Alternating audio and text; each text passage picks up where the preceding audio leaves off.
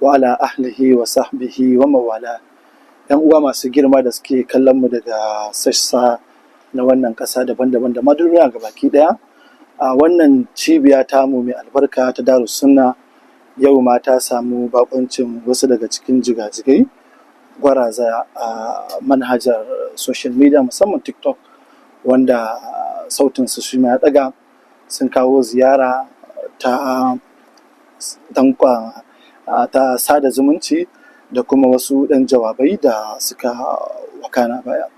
Wanda suke bibiyar shafukan ɗan uwa Soja Boy, wanda ya fi shahara Soja Boy, kwanaki akwai ziyara da malam ya kai jihar Sokoto, ya ɗan yi wasu bayanai game da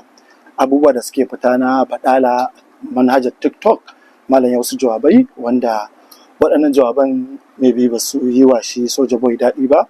ya fito ya mai da martani. To kuma bayan ya mai da martani sai daga baya gano cewa gaskiya ya wuce gona da iri gurin yin sharhin da yi.